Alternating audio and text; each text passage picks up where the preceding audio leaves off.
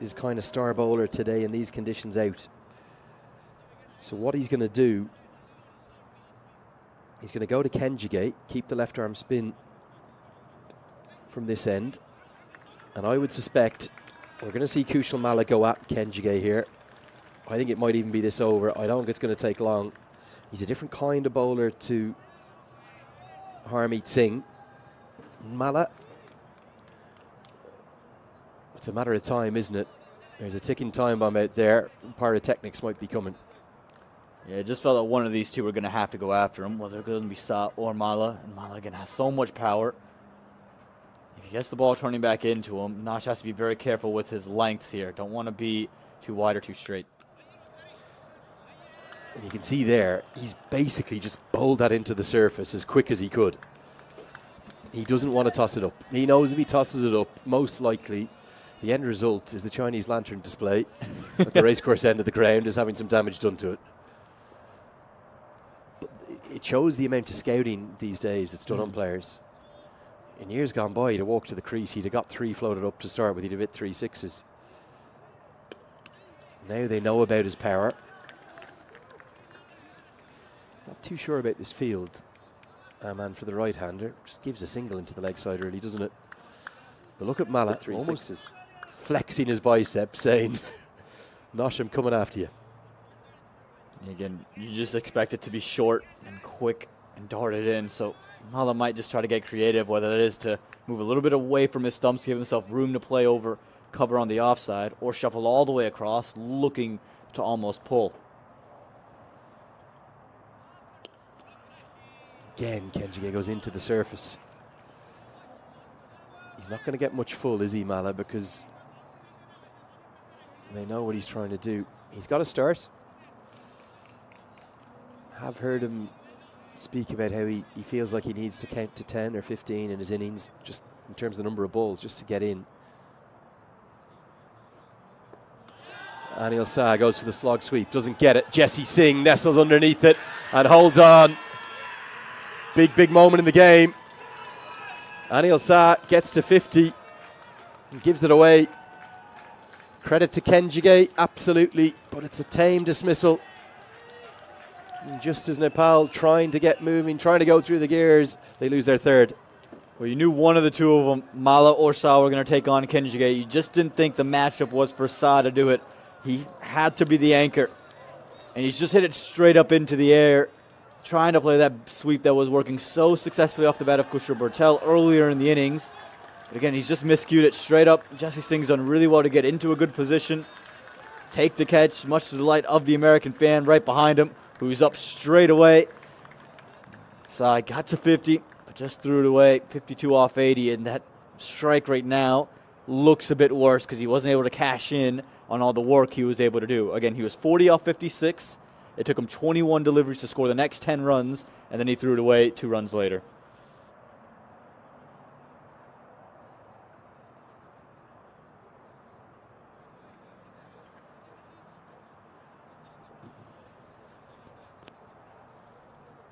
Rohit Paudel to the crease, the captain of Nepal.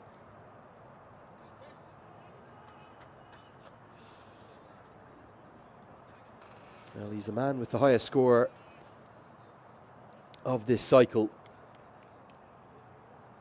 for Nepal. That was the 96 in a losing effort against USA. That was in the first innings. Going to be very different in the chase, but he may well need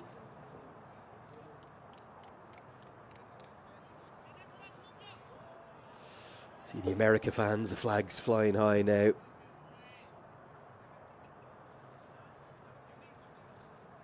Very different to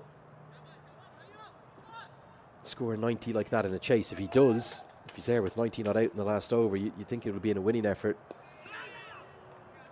And he's a fine player, maybe Nepal's best player. Now, this is probably the most packed part of the crowd. And there's a few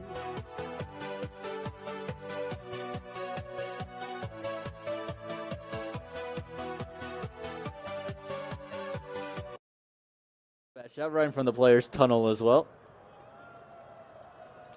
What's in there? The big gulps. They stopped off by the gas station. Your soda of choice? I don't drink soda, Lenny. What? I don't drink soda. So it's actually a funny story. I was 7 years old when someone told me caffeine stunts growth. Say that once more. I was 7 years old. Someone told me caffeine stunts growth, and I decided. What height are you? I'm now 6'1", so it's worked a little bit. Are you taller than me? I don't think you are. Very similar. Very similar. I'm 6'1.5" inches, so I think somewhere there. You're in the mix. Well, it hasn't stunted your growth. Jesse Singh to continue. Nepal in trouble again. They're going to need something special from their middle order. Specifically these two, and maybe then Jan, Dipendra Singh Ari to come in. Remember Arif Sheikh, of course, the player of the match from the last game. He's still two to come. So whoever told you that is really, well, he's saved your dentist a lot of money. Yeah, hasn't he? Yeah, I got rid of the caffeine and the sugar, so it's worked out. It's worked out quite nice. It doesn't take a bit of guessing though to pick your favorite soda out of the bunch. I think there's one in the fridge next door, isn't there? Oh, it's got my name on it. And it's one of the title ICC sponsors, so I can say it, Coca-Cola. Definitely one of my vices in life. We all have some. I do adore a Coke. And certainly, the more I get to know about you, I know I've known you a long time, you are so clean. You must have some shortcomings or some shortfalls. I'm sure you're there too is. Perfect. I'm sure if you ask my parents, there's something in there as well. you must never tidy your room, or you must never do the To dishes. be fair, my room is a little bit of a mess. That is fair. That is fair. Well, my mother, I know I shared this with you. I didn't share it on air, but my mother wants to adopt you from listening in. She's been watching on back home. Parents always watch all the coverage back in Ireland, particularly the Nepal games. Adopted another 2 Nepal fans. A little bit like she is Floyd. We saw her earlier. There is the new USA cricket CEO. That's Mr. Jonathan Atkinson there. Atkinson on the left. Not sure who he's with. He'll have been probably a little bit nervous having lost the toss this morning. I think he flew in early today, and probably pretty pleased with his team's efforts at the moment. There he is, just seeing himself on the big screen. A big good afternoon to you, sir. Wishing you every success in your new role.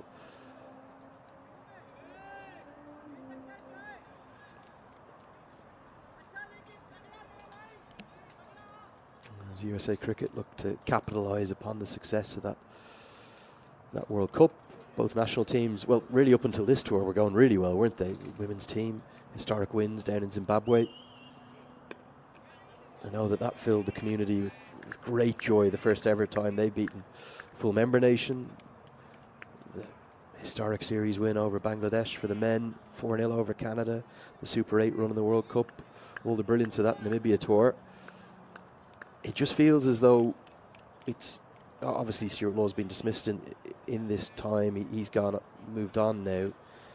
In the middle of the series, the 3-0 defeat in the T20s, and then just the one win in the ODIs. It feels like for all of those reasons, this game's it's as important for USA as it is for Nepal. It's a momentum thing. You don't want to head into 2025 having all those kind of negatives around the sweep in the T20 series, and then only pick up one win on home soil. That's going to be the part that's really going to stick home. We see the assistant coach come in, Usman Rafiq, who was playing down in Zimbabwe at the Cricket World Cup qualifiers recently as last year, was actually in the squad against Canada, I think, earlier in the year too. But they'll be able to make the case. Well, hold on, we've lost 2. We didn't want to lose 2 at home. But both those defeats were to Scotland, who are one of the best sides in the associate world without doubt. As Jesse Singh bowls a really good over, just 1 run from it, but he's still not moving.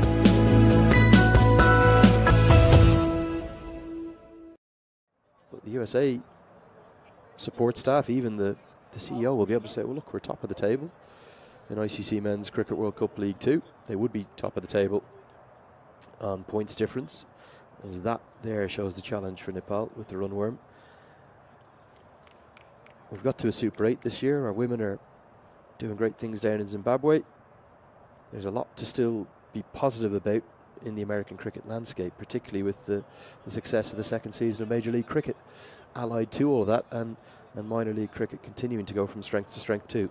Yeah, you're seeing just the development of cricket in the U.S., not just in the men's game, but in the women's game. Chetna Reddy Pagayala, a 16-year-old on debut opening in ODI cricket against Zimbabwe, scores 136. So So you're seeing these things start to happen more and more with Goshivasva, another one of those stories, Sanjay Krishnamurti, things moving in the right direction. And a win here would go a long way to stamp home what's been a very good year for USA cricket as a whole. Right? You mentioned the Super 8s. Major League Cricket was a success. Minor League Cricket's still doing its role in building up domestic talent. So the win here is very important to stamp home a very good year in United States cricket. Yeah, and at the same time for Nepal, it's a massive game in terms of not wanting to be possibly staring down going to the end of 2024 with just 2 wins from 12. I know they've got Monday to come, but if that's rained out, well, you don't get a chance to pick up another win over Scotland, do you? Great diving stop from Kenjigate. He's one of USA's best fielders. They're scrapping hard here. We didn't even mention the Under-19 World Cup, did we? Yeah. I know that was in January. It feels like a lifetime ago. That's how much cricket there is, as Singh gets a bit more treatment. That was the first men's Under-19 World Cup in 14 years, and the women were at the inaugural Under-19 Women's World Cup last year, and I think they're going back again in January. So, yeah, there is so much potential. There always has been in America. As always, it's a case of, I suppose, harnessing that potential. Something's got to give here. 4 dots to Mala. Kenjigate is bowling so cleverly, keeping it out of his hitting arc. There's either a wicket or a boundary coming from one of these 2 balls, you suspect.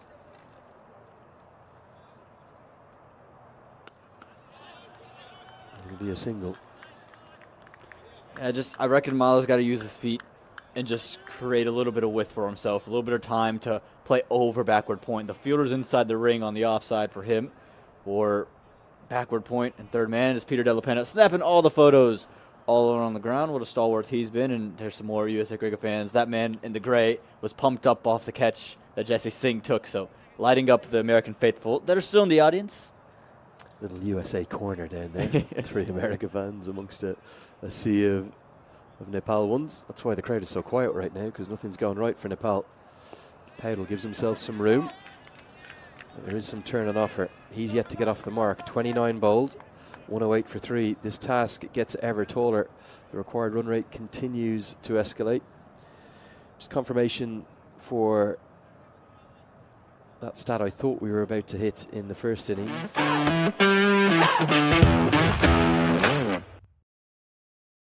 For Nepal in ODI cricket goes past the 2 for 85 that Sampal Kami took against Pakistan. First time they'd ever played them in an ODI in Multan. You do wonder, just press the wrong button there, hopefully we'll get the right scorecard up now. Just want to get a quick look at the Nepal batters to come. You do wonder what order these remaining batters are going to come in. Will it be Dipender Singh Arya next, or will it be Arif Sheikh, who was the player of the match 4 days ago, or could it be Gulshan Jah promoted up the order, particularly if it's the left-hander that gets out?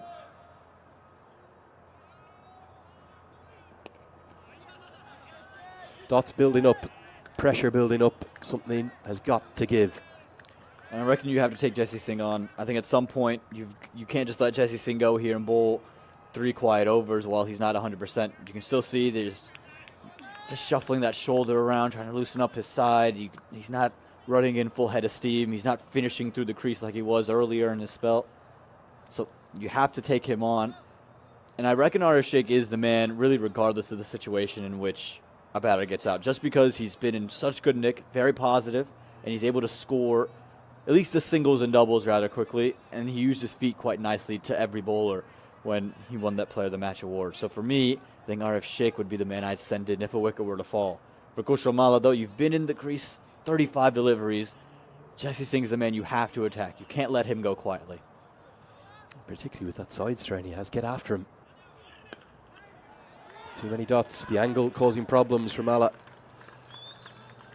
Big shout out to Phil Melky, who's watching on. As always, one of the USA super fans. When I described Texas as big sky country, I didn't mean literally. I know that that's the official motto of the US state of Montana, and I know you're only pulling my leg. The thing I didn't know is that the official state motto of Texas is friendship. It is friendship, yeah. That is something we learned in AP US history class. Didn't know that. Quite like that. Quite simple. It would describe the state pretty well from all the interactions I've had since I've been here. been very friendly everywhere we go. Everywhere. Very, no matter which side of the ever-growing political divide, as we sit on the precipice of, well, maybe the most important American election in the history of the country in, 4 days time on Tuesday. But yeah, wherever you sit, red or blue, I think Joe Biden has been using it the most, but whoever said it first, there are no red states, there are no blue states, we are the United States of America. That's certainly very apt here with all the hospitality and friendliness we have been shown. So friendship is the motto of the state of Texas. And there's great friendship between these two sides, but there's also great will to win. Nepal in big trouble. And they're going to take on a single that would have seen Kushal Malla run out by a mile. It was panic, really, wasn't it? The pressure had been built up by the dots. Patel did the fielding. He did it well with one hand, but the throw was well wide of the 1.5 stumps he had time at. And Kushal Malla had to look back at Rohit Paudel, but Rohit did the right thing. He was telling him no, and Kushal Malla was just adamant straight away. And even if he was to go full head of steam, he was never making it over there. Manang Patel misses out, and it's just pressure building up onto Kushal Malla. It's getting into his head. He's looking to find runs, and he's not able to play his normal, natural, free-flowing game. And they've bowled well to him. They've taken it out of his hitting arc. He hits full deliveries and he murders them, but he isn't able right now to find a way against anything back of a length or on a good length. And it's piling the pressure onto Rohit Paudel, who's yet to get off the mark as well. Credit to Jesse Singh. Remember, he was flayed around the ground for a really expensive spell. He's battling through the pain barrier. You've got to respect what he's doing here, no doubt about that. And I think Manang Patel's trying to just get through his overs whilst the going is good. Could Patel have maybe picked that up and John T. Rhodes it Supermaned onto the stumps? I reckon a fully healthy Jesse Singh might have been able to get over there. Manang Patel, though, could he not have got the dive in? Too far away, maybe. I reckon he's just trying to get there so quickly. I think because he saw Malla take off straight away, he's gone for the throw. I think had he seen him pull up, he might have just opted to try to get there directly. Would have been close either. Would have probably been gone in either front.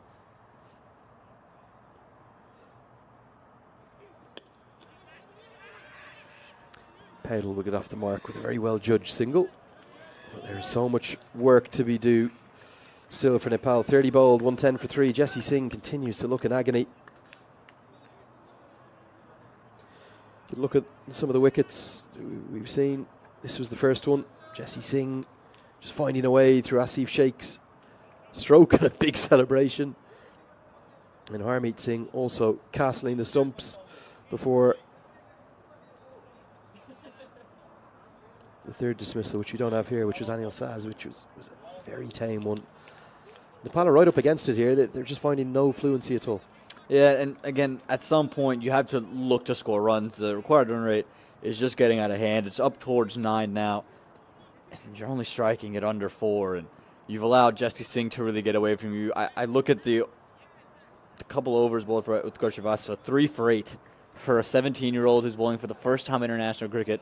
You've allowed him to just, the off spinner, to come in and just go about his work. Yes, he was very consistent, but you couldn't let him just give up 8 runs in 3 overs. Jesse Singh, since he's come back, has been very inexpensive. You haven't taken the attack to any bowler in particular. We thought it was going to be Kenjige, and that's gone as well.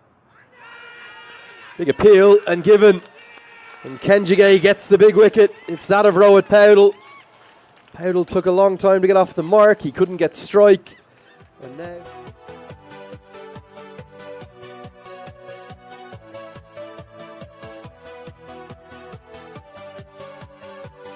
Don't score against the bowlers you're supposed to score against, then you're forced to score against the best bowlers. This is Kushal Malla struggling to get off Jesse Singh, and that's built the pressure that's caused that moment where you saw Nash Kenjige get Rohit Paudel.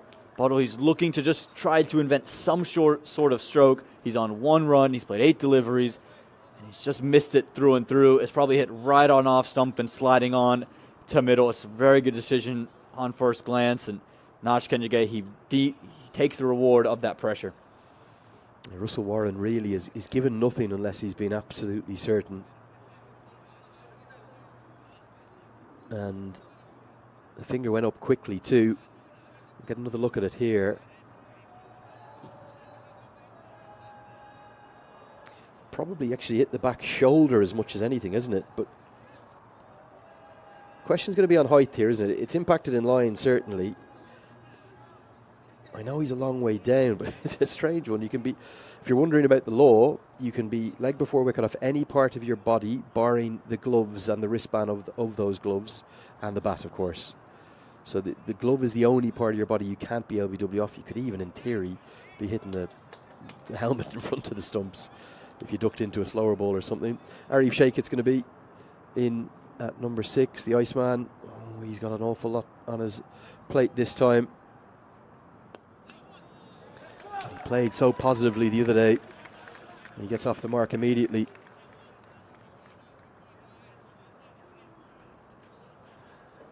The finger went up straight away, didn't it?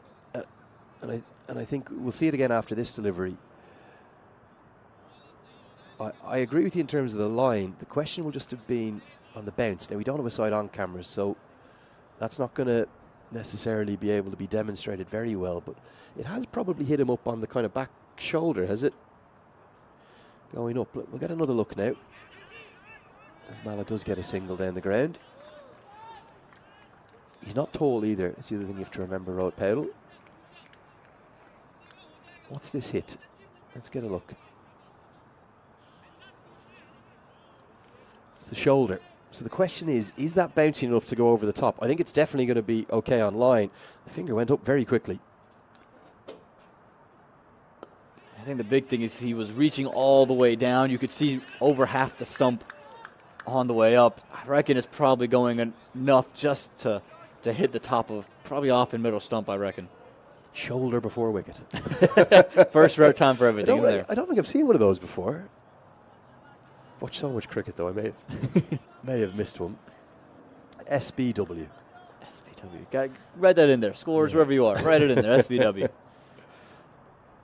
That's the arm ball down the leg side, tickled away for a single. But yeah, just in case you're wondering, particularly if you're a Nepal fan, well, hold on, that can't be out. It didn't hit his leg. It doesn't have to hit the leg. You could be LBW off your forearm. For example, I've seen that happen before. So the naming of the leg before wicket is a little bit anodyne or inaccurate, if you will. It's kind of body before wicket, any part of the body that's not the bat or the gloves. So it's a wicket from the over and 4 runs. USA, they are tightening their grasp on this game, and they are very much looking good to close out what would be a series-ending win for them. As we get to the end of the 31st, it's 114 for 4.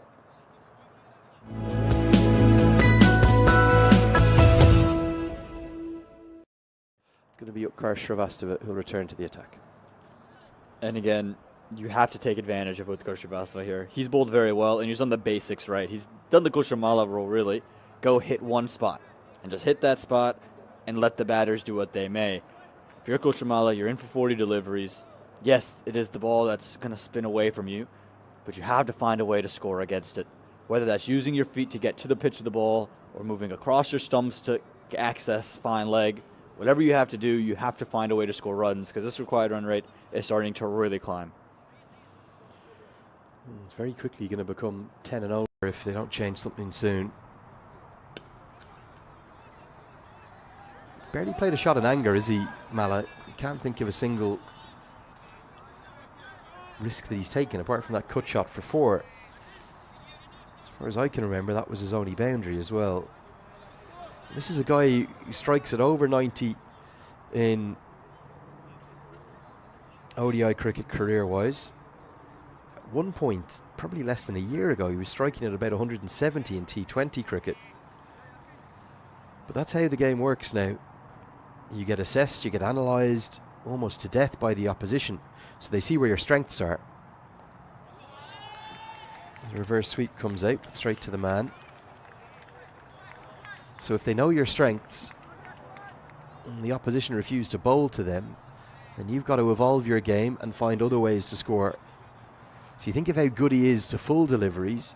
Mala needs to find a way to score not from really short ones, but from length deliveries, whether it's to give himself some room, whether it's to target another part of the ground. But there hasn't even really been any shots in anger from him. Now that's the shot of authority all the way for 6. Much more like it. And it's Arif Sheikh, whose career strike rate's the polar opposite, in the high 50s, early 60s, who's saying, we've got to start getting moving here. I'm full of confidence, and I'll get off to my first boundary, the maximum. And again, it's good intent. Use of the feet. It's what he did against Scotland to get player of the match.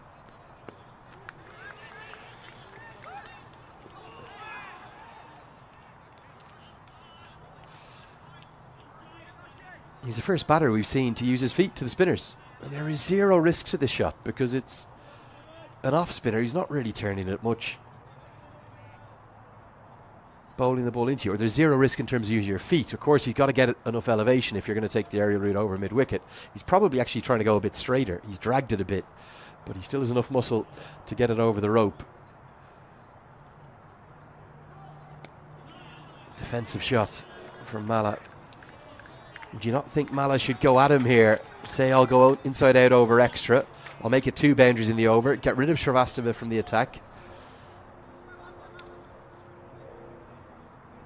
Dead ball will be signalled. Mala not ready. I think there might have been a word from Jahangir. He apologises. Yeah, Gushamala's got to pick it up here. Again, whether that's to go over cow corner, where there's a long on, if you can get it away from him, you got 4. But even that's full. That's full enough for him to be able to slog sweep. He plays that shot so beautifully. You go over extra cover, but he's just instead played 1. Yes, you get 9 because of the shake 6, but you could have had way. 32 bowled. It's very nearly the perfect score for a cricket commentator. It's 1, 2, 3, 4, 4. Just missing the 5th wicket. It's one we always look out for in the commentary box here, so you can say 1, 2, 3, 4, 5 as you're calling the over. Nosh Kenjigate will continue. He's into his 8th. Well, you do wonder when Mala is going to start going at Kenjigate. It's been a very subdued innings. Every shot is a check down shot, isn't it? Not one of any aggression or intent. Unless Mala's saying, I know we can get 10 and over off the last 15, or the last 14. Yeah, we're perplexed. They're behind by 44 on Duckworth Lewis Stern. They're looking in all sorts of trouble. But Arif Sheikh might just be the man to start to get things moving. He's going at everything. You can see it's very different. I know he's only been in there 7 balls. Yeah, and again, it's about the intent that you're seeing on display. Sheikh is trying to push 4 runs. While we've seen from Gushamala, he's willing to just let the game go by. Oh, that's a great shot. He's not going to get 4, but it could be. It's a mix-up. It's a real mix-up. Mala's going to have to go back here. And he does get back. Oh, dear. Well, that kind of shows the headspace that Kushal Mala's in. Complete miscommunication. Arif Sheikh was a bit slow to turn. There probably was 2 if they both went immediately. They almost ended up at the same end. There's probably 2 on offer if you're off quick, because of the fact that Mukamala had to move well out to his left. You see that par score there, 169. They're well below that. And Gushamala on strike now. The keys are, again, what is your intent to score? You can score 10 and over from the last show. We've seen Scotland do it, but it was a different surface. This surface is now 3 innings older. I don't know. I don't think it's going to hold up in that same facet where the slower balls are going to come on to the bat nicely. Finally, a bit of aggression from Mala. It's a dot, but at least he's trying to give it his all, and it's taken 45 balls for some real intent from Mala. Yeah, I agree that the surface is going to die in the last period of this game. Fans are just trying to rouse Nepal, aren't they? Giving them a big cheer. Put down. It's almost as though Kenjigay didn't see it. Mala, 2 balls in a row, has played an aggressive stroke. Arif Sheikh comes down for a word. May well have been hit with power. Might have even drawn a little bit of blood out of Kenjigay. This is going to be a great angle. Yeah, Kenjigay didn't see it at all. And it's come off the hand straight up onto what it looks like the jaw, the right jaw of Kenjige. You could see his head straight away turn towards mid-wicket, and then at the very last instant saw it come. It's a big moment. Given a life on 23, looks like Kenjige is okay, which is important. But you give Guatemala a life, you could grow to regret it.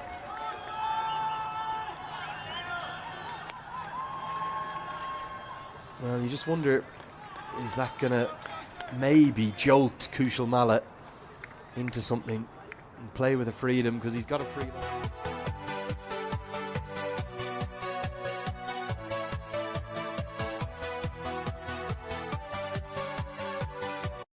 Better looking, a little battle scar. Little battle scar. Oh, you got told that, didn't you, when you got hurt in a sport? Your mum would say to you, don't worry. I love that. He might have to go off here, actually, just to get that patched up. Russell Warren saying, can't have blood on the pitch here, you're going to have to go off. And that might take him out of the next over, which would almost sort of force a change.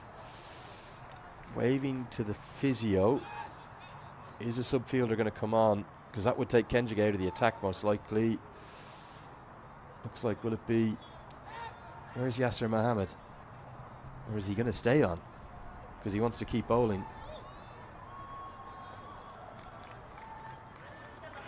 And he's gone off. And on comes Yasser Mohammed to deep cover. Shadi van Schalkwijk's only bowled 3 overs so far. They need to get him back into action. Well, I don't know where to go for Nepal from here. It's been a perplexing chase in so many ways. Yeah, they haven't timed it well. Again, you can...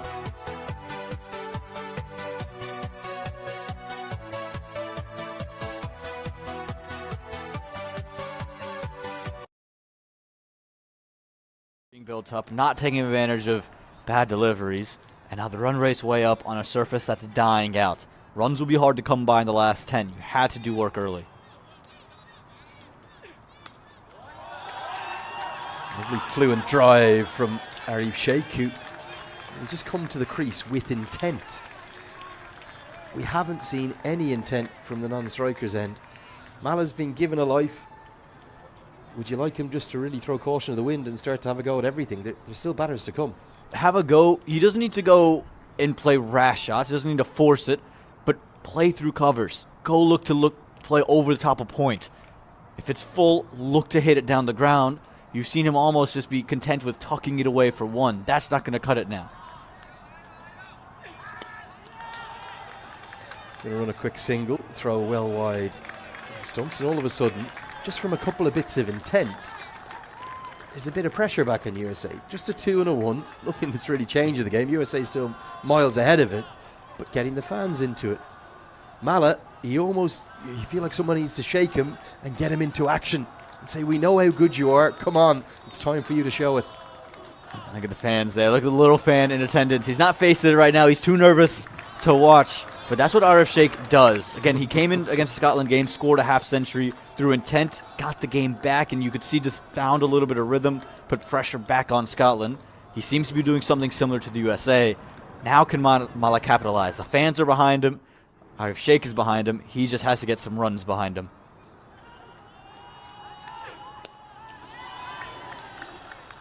Okay, no timing, but he's trying to get there. I think Van Schalkwijk's going to be clever here, isn't he? He's going to mix up. That was an on-pace delivery, but he'll bowl plenty of cutters now. And what we saw in the last 10, if you take away that final over where it was Harmeet Singh that gave that real boost to USA, but between the 40th and the 49th, they only put on 64. So it's not easy in the last 10 because the wicket is wearing. Might think of 2 here. They should get it pretty easily. Perfectly weighted. So if you try to work backwards here, Aman, and you say we're going to struggle to get 100 off the last 10, well, they've got to go now, don't they? You have to. If you're going to struggle to get 100 off the last 10, you need 154. Maybe a little touch under 154 now, but you have a long ways to go in this chase, and it's only going to get tougher because Nether Volker's going to come in and bowl cutters. Same with Van Schalkwyk. Finally, It's the free flow of the arms that Nepal fans know and love. It's vintage Kushal Malla. I don't want to say back to his best because he hasn't even shown a semblance of that in this innings. He's been given a life. Could the USA come to rue it? That's a good piece of clever targeted cricket. Mid-off up in the circle, over his head, 6 all the way. This is the width he's been given. Venskokovic looks to go pace off, but with that width, on that length, Kushal Malla has the license and the freedom to free the hands. That's brilliant batting for Malla. Has to do more of that. Now he's going to get 2 more, and all of a sudden, they've got a big over. And listen to the noise around this place. You'd think it's close to capacity. We've only got 700 or 800 in, and they're loving every second. The chase is on as we get to the second drinks break. And we'll have a break here too in the commentary box.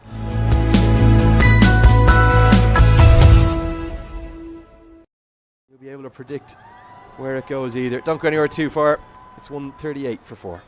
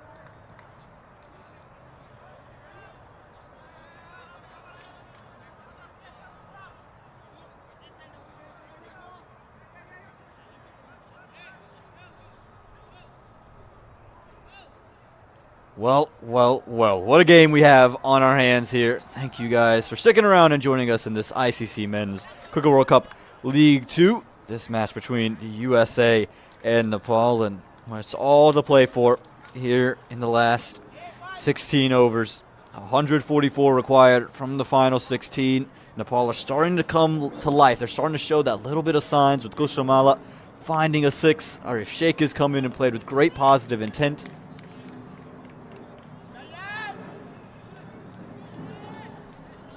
USA right now for the first time in a while scrambling for options.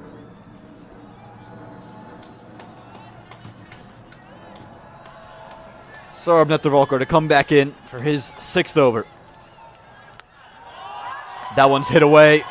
Fielder has work to do. It's Sanjay Krishnamurthy out in the deep. They'll get back for 2 quite comfortably in the end. Good running. This is a big moment in the game for the USA. They bring back the strike bowler in net the Volker. And I think what Monik Patel has just gone over to say to Sarab is you don't really need to go full outside the off stump towards the wide line. I think what's the better option is to play on the length. You can see the running here from Asif Sheikh. He wanted 2 straight away. I think Nether Volker's better off on a length, bowling the cutters, slowing it down.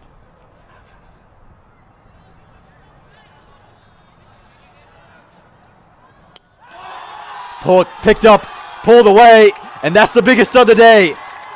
Where does this come from? Arif Sheikh, he hit a 50 in the match against Scotland, and he's picked up where he's left off. That's brilliant. And I don't think there's much wrong there from Nether Volker. The Nepal fans love it. It's a cutter on a length, and Arif Sheikh has just sat in his crease, picked it up, and dispatched it for 6. Well, what is this we're witnessing? Arif Sheikh 2.0, is it? Never really had the notoriety or ability to clear the ropes with real ease. He's been known as an accumulator, a guy who's very good in clutch, difficult situations. But all of a sudden, this game has just changed again. What a shot. Almighty strike from Arif Sheikh. And he's gone. Fuller, and a great catch by Nosh Kenjige at backward point. It flew to him, it went so quickly. 6 and out for Arif Sheikh. His little cameo comes to an end. You can't fault the intent, but how many times has Nosh Kenjige done this for the USA? Pulled together a pretty fantastic catch. Again, clever piece of bowling. He went slower, wider, and that was just flashed away. But Kenjige's gone upstairs. It's almost looked like what Garrett Wilson did on Thursday Night Football for the New York Jets. Again, it's always rising on him. He's done quite well to get upstairs. Very quick delivery, and look how much it means to him. You can see the big celebration come out. The USA knew this was the danger man. And 6 and out. Have Nepal let this game slip away yet again. 21 off 13. A nice little cameo. But now, have to find runs from somewhere else to Nepal. Yeah, Arif Sheikh. Very short, but very sweet, wasn't it? 21 off 13. Here comes Dipender Singh Airi. Well, we were totally bemused by his lack of use with the ball. On a wearing wicket, with 2 left-handers at the crease, he somehow only bowled 1 over in the whole innings. He'll come in, number 45 on his back. He'll need at least that many runs to give Nepal any chance here. Man, we've spoken a few times about the memes that go in and around the huge fanaticism that attracts this Nepal national team. We've got the great nickname, the Cardiac Kids, which I think sums them up beautifully. And that meme with the graph of the "we are back" or "we are so back" at the very peaks of it to "we are gone" or "what's going on." It's never been more over. Never been more over at the bottom. Where are they on that graph? It seems to have been pulsating up and down again through this entire contest. Well, really, through the last 2 balls, in the wicket in the 6th, there's never been more back, and now we're so gone. It's never been more over. It is a roller coaster of emotions, isn't it? As again, it goes to the backward point fielder. Kenjige does well.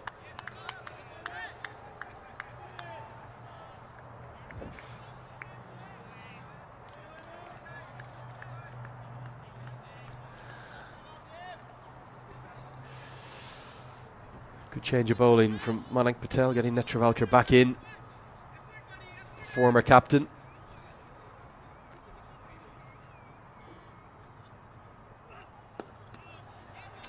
And as we so often see, a wicket just stems the runs. 3 dots. 15 remain, 146 for 5. Nepal are only just past the half.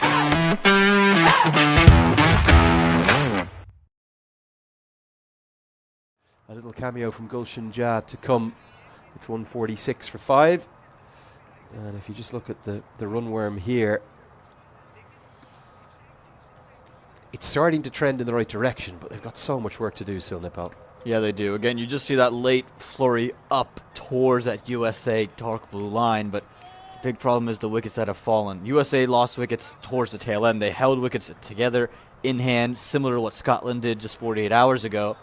But Nepal have lost wickets in consistent intervals leading into the last 15. So now you have to score. A lot of it will rest on Kushal, but not only do you have to score, you have to find a way to keep your wickets in hand. And really, the only bowler who's been costly has been Shadivan Skalkvik, who's in the attack here. Kushal can't afford another lull, can he? He's really got to start going at it. He's been out there for, well, over 52 balls, but he's probably been out there for well over an hour. And what he's going to get is back of a length or on a length deliveries. USA aren't going to pitch it up to him. So he's got to find a way to innovate himself into run scoring opportunities, whether that's to attack Van Skalkvik with his feet or sit in the crease. Great lengths again. All these dots are a byproduct of clever bowling in terms of plans from the American side, but also then clever execution. And it wasn't as though Nepal didn't know where to bowl to USA, but just that they couldn't actually execute that, it seemed like, today. Yeah, it's half and half, right? The planning's got to be right on, but if you don't execute the plan, your plans will never work. And that's what Nepal have experienced throughout the ODI leg of this tour. They just haven't been consistently able to execute. Bit of width on offer, slashed straight to the man and taken. Sanjay Krishnamurthy holds on, maybe not the greatest delivery, but all Kushal could do was pick out the man in the deep, and Nepal slide further. They've lost 2 and 2 overs. And well, that could be that for Nepal. USA likely to hold the wood over them yet again as Sanjay Krishnamurthy takes a very good catch. And quick on his feet there, Krishnamurthy.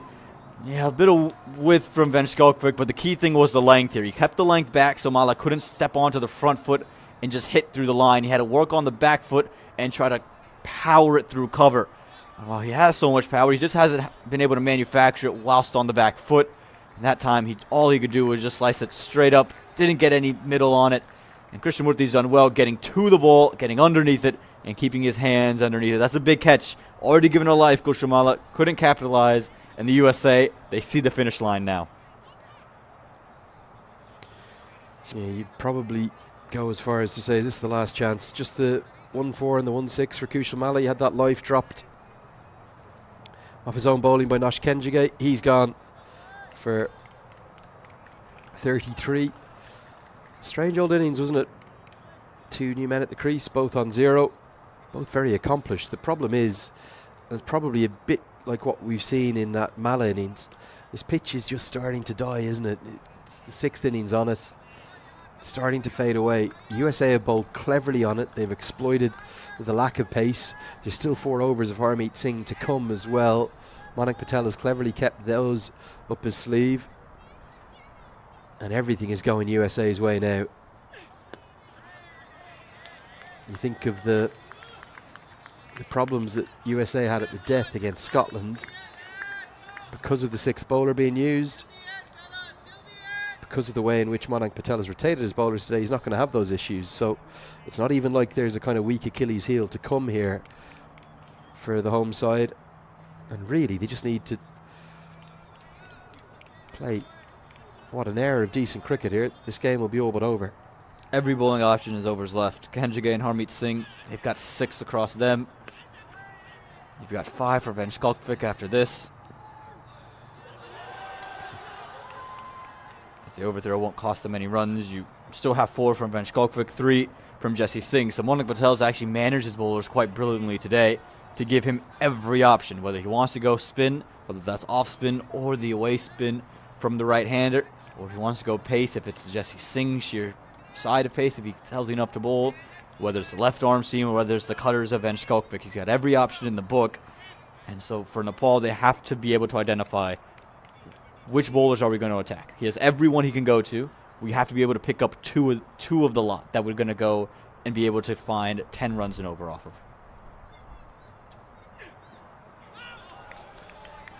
Yeah, whatever happens from here as Van Skalkvik completes a great over, just the 1 run from it, and the wicket, the big wicket of Kushal, 147 for 6. Whatever happens from here for Nepal, I think naturally.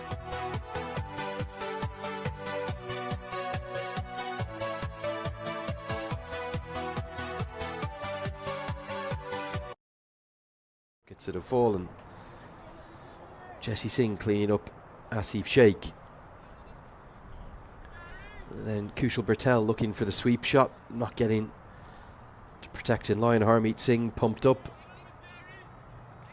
That was probably the one that was, well, was it the softest of them with the giveaway from Anil Shah? Yeah, you have to reckon. And then Rohit Bado, just the pressure building between him and Kushamala, unable to find many runs. And this one, just as Arif Sheikh started to get going, Nash Kenjige plucks that one out of the air. And then all that pressure building on Mala, just holes out, trying to take the next step, trying to take the next level.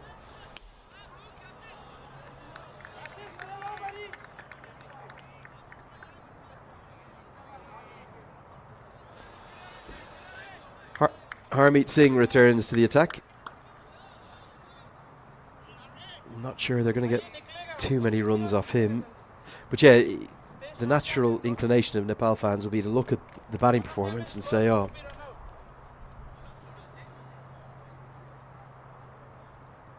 that's where things have gone wrong. But the reality is that they've lost this game in the first innings. Okay, they should have batted better, yes. But it's been a disciplined bowling performance on a wearing wicket. And Nepal historically haven't had huge success at chasing down large totals. They've chased down 287 twice in their history. Once was against Namibia. The other time was against Canada earlier in this year. The one against Canada was a bit easier with Rohit Paudel making an excellent 87. But apart from that, the other times they've been faced with big chases, they've tended to struggle. They did chase down 275 against Namibia too. It was on a very good surface at the TU International Cricket Ground in Kathmandu. But overall, they've only posted more than 275 times in second innings in their history. 2 of those have been for defeat. So once the total went past 250 on a wearing wicket, it was always going to be a tough chase. That's clipped away. Outfield's pretty quick. Netravalkar will have work to do. It does enough. They might think a 3 here. Look at how quick Dipender Singh Airi is. He's walked the third. Compare that to Gulshan Jha, who's all out sprinting, trying to get to the non-strikers. And I think Airi might have quite fancied running 4 there. then Gulshan Jha would have said, you can run 8 yourself, but I'm not moving off the third. It is hard for us to get across sometimes because we're seeing the pictures you're seeing at home, and we keep an eye out the window then live. It's hard to. It's a bit like that catch he took. Again, you want to see all of it on your screens at home. But just the speed of everything he does, it's almost blinding. 37 bowled, 154 for 6. But I think in the post-mortem of this match, should Nepal come up short, it looks like they're going to. I don't think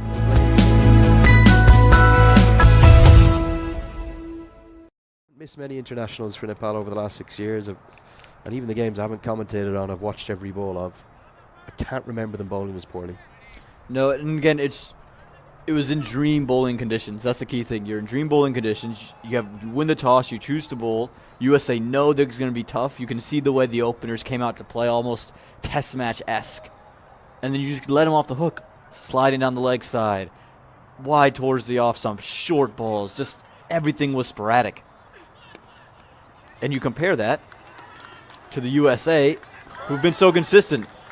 Now, this is something that Nepal will always say, yeah, we've done a great job. And it's much to the disappointment of Monik Patel, who just had to flick the ball up because Dipender Singh Airi has made that a comfortable 2. How has Airi got 2 there? they were wondering whether they get a single because it's only just evaded the bowler. And he's been that quick that... brilliant to watch, whatever happens, as always. Also, look, it's a big chance. It's a very tough chance for Airi because he's going to put the team first and try and get these 126 at, well, the best part of 10 runs per over now that are required. It's a chance for him to improve upon that ODI batting number. Good length again. Only averaging 17, 18 in this format. We know he's got the power and the brilliance from the T20 game. This is something of a T20 scenario. Kind of got to get 10 and over right from the off.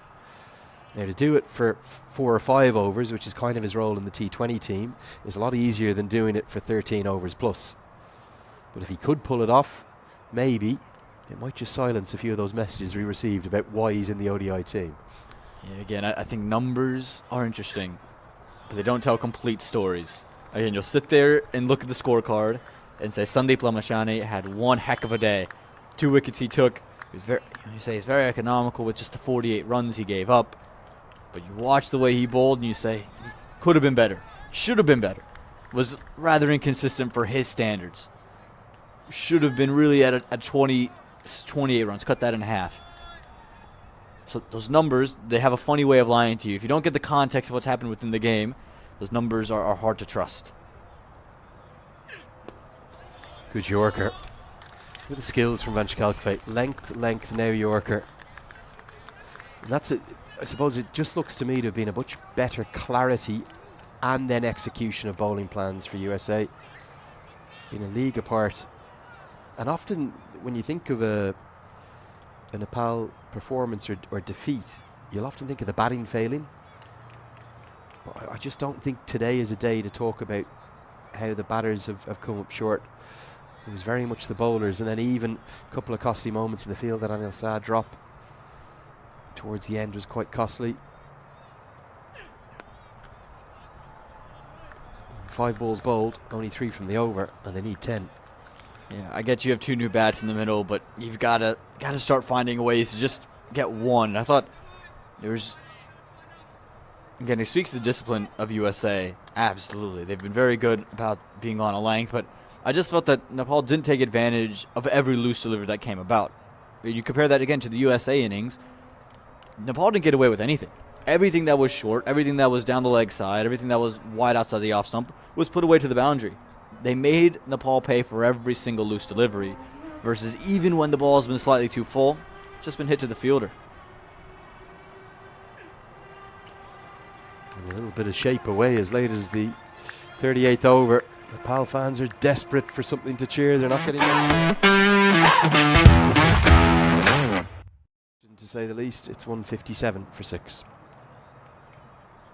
And it's good bowling right outside the off stump on a length, a little bit of seam. And you mentioned the clarity in which the USA have come about this innings. I really do think about Maning Patel and what he said at the toss. He said, you saw him, he lost the toss. He had a smile on his face, that almost, that wry smile when he was walking away, knowing that he wanted to bowl first. But he had that conversation with you saying, look, this is going to be the 3rd consecutive game on it. The wicket's going to wear a little bit. We could take advantage of this in the second innings. They saw it starting to break a little bit towards the back half of their first stage. They said, okay, we have an opportunity here. If we start out well, nice and tight, we can then go about just being on a length and letting the wicket assist us.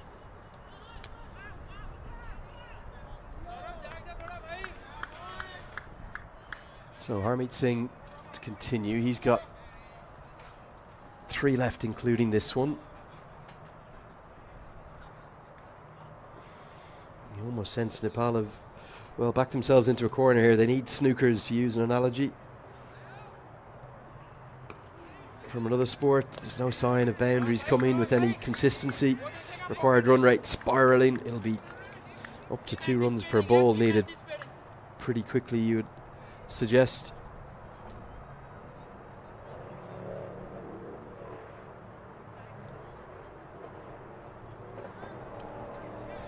This one's slashed away, but Netravalkar well positioned to keep it to just the quick single.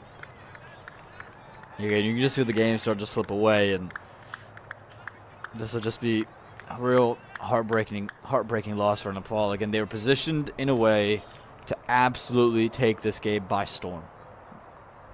Again, the Karar KC injury is unfortunate early on, but outside of that, there was just no consistency with the ball. And then with the bat in hand, you felt, okay, they're kind of in the game after that first session. You're 72 for 1. At the end of the 16th over, you feel like, okay, you're in the game. You've got an opportunity here. And then you just felt that they went into a shell after 2 or 3 wickets fell. Great hand from Harmeet Singh. Fielded well too. Give great credit to USA. We thought there'd be another gulf, didn't we, in terms of maybe 15, 20, 30 runs between the two teams, but USA are matching Nepal, if anything, outfielding them right now. And another dot, 2 runs from the 39th with a ball to come. This game, well, it's drifting away ever so quickly. You can see the Bender Singh Airi just having a word with Gulshan Jha. It might just be to get out of this over, but the heroics have to come soon. It was a really good move from Monik Patel. These 2 overs of Harmeet Singh are big. Not the right line. Being honest, Gulshan Jha should have put this away, but doesn't get anything like enough of it and only pick up 2. It's 4 from the 39th. And 6-1 for 6.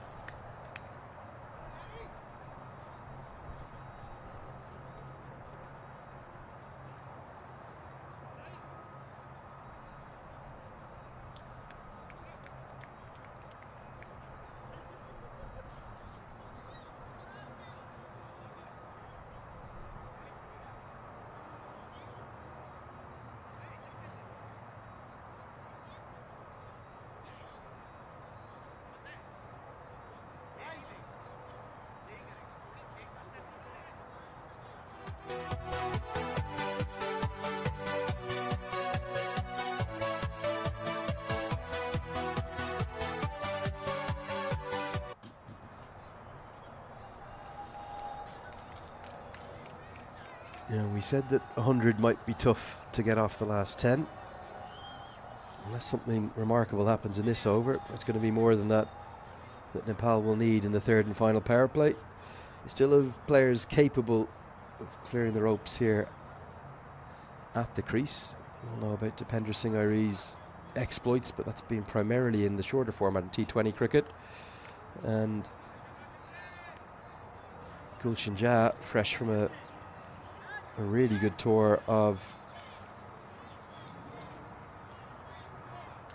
Canada, where he was, well, the standout all-round player.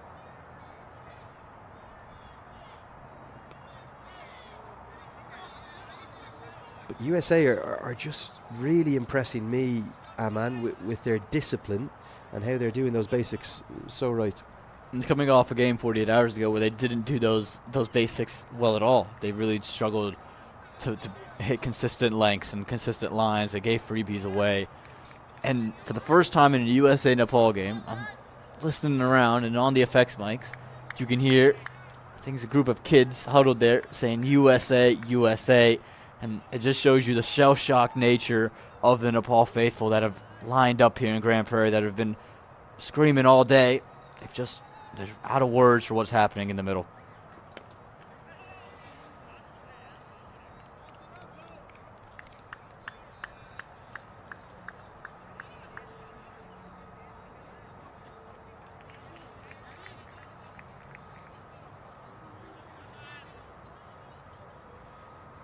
Nothing's really gone right for Nepal apart from winning the toss. You could argue even that hasn't seemed to help them somehow.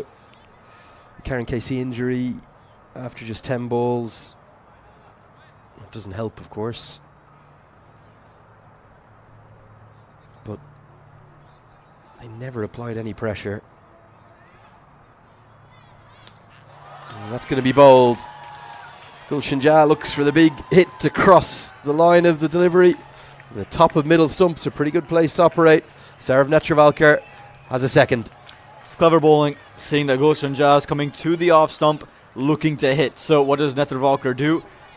Throws one outside the off stump and then gets it just to cut in off the surface. So Gulshan Jha just plays all around the ball in the end. He's played the line that he outside the off stump, thinking he's going to be able to access it.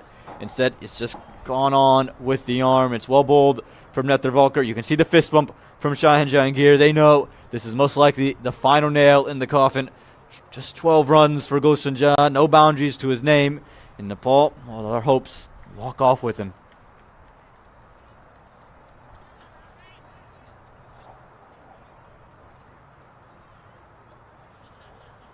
Yeah, you sense for Nepal, and in some ways this defeat is going to hurt more than the first one against USA. And this series, the first one, they dominated large periods of that game. Today, just never been in the game, have they? Despite winning the toss, couldn't get early wickets. Kind of got a bonus early wicket from Gulshan Jan that first power play that was a bit of a strange one. And they just consistently bowled not only a couple of bad balls every over, but never really applied even a semblance of pressure through any elongated period. It couldn't find an over of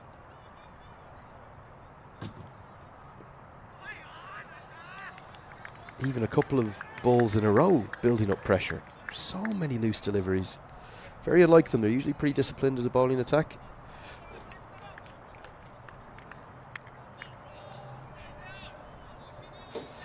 Sampal Kami comes into the crease at number 9. Yeah, I think a lot are going to look at the batting today and say, well, why haven't we shown more intent?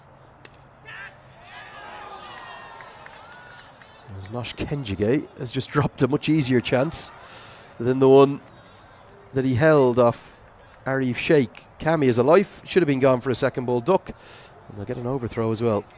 Don't see this too often, and for Kenjige, he's dropped 2 in the field. Just came onto him very quickly, and he couldn't quite believe it. You saw him take a look at the hands, then look up at Sarvan Tavokar, and then for the ball. He's so exceptional, the backward point, puts his hands up, so that's on me. And doesn't feel like it's going to cost any amount of runs, but shocked to see this out of that man, Nosh Kenjige. But yeah, you mentioned that. Most will look to the bats, but it's been about the ball. The other thing about this loss that separates the first loss against the USA won the toss, elected to bowl first on what are better bowling conditions. Were able to use that to their advantage. They were in the game. The 40th over comes to a close, 165 for 7.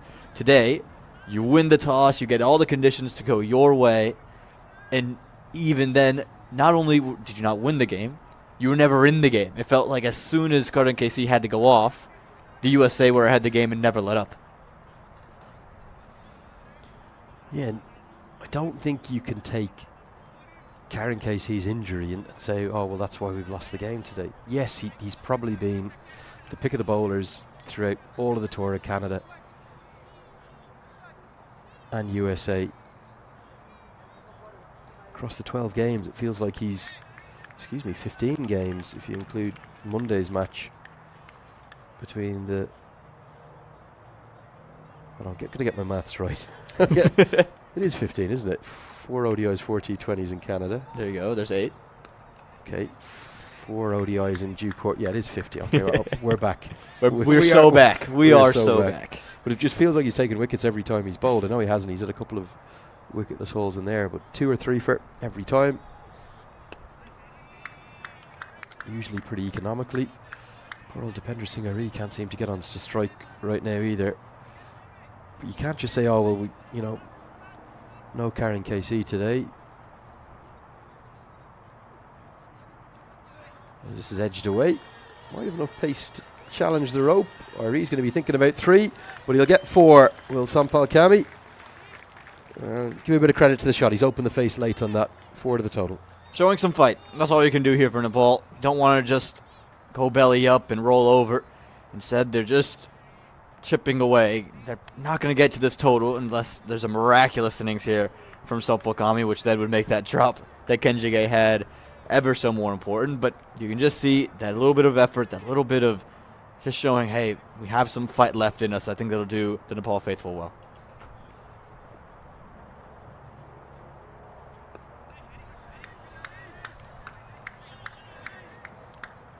There's been a bit too much of that for me as well. I'm not criticising Sampal Kami here because he's really in the team for his bowling, of course.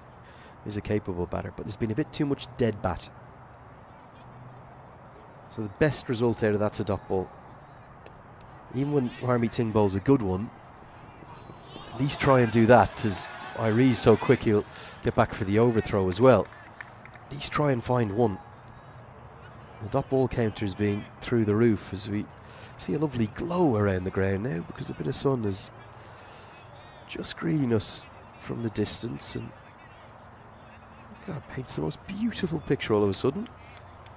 On what was a colorless day, now it's all bright and vibrant out there in the middle. Tell me the Arlington thing again. What did they say about the Texas Cowboys Stadium?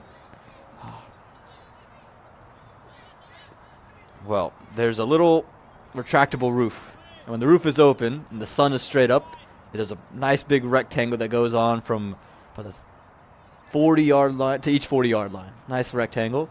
And it says, if God watches football, he watches the Cowboys through the roof there. He's shining down on Cowboy football. Well, maybe the light is proving Russell Warren's leg by signal impossible to see right now. That's the fourth time he signalled it. Well, maybe God shining the sun down through the heavens as a little farewell to this series, because I'm not sure about Monday. Forecast looks really, really poor, doesn't it? Well, the forecast for today wasn't great either. We're going to get a full game in.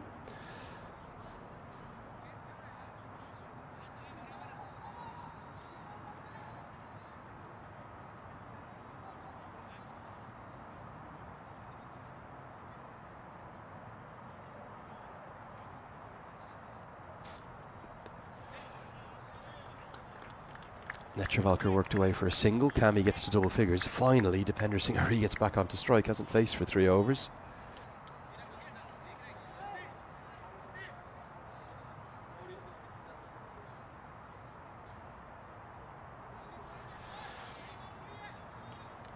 Dave Agnew, one of his assistant curators.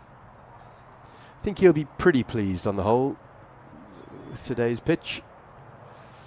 But a special shout out of thanks to not just Dave Agnew and the Major League team here on the ground, but also the whole USA cricket team hosting these series, particularly for USA, who, well, up until this year, hadn't hosted a huge amount of international cricket in quite a while.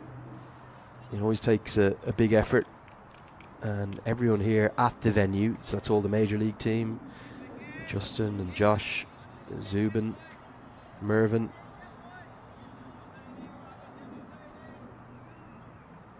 all of the curation team under Dave Agnew, the head groundsman,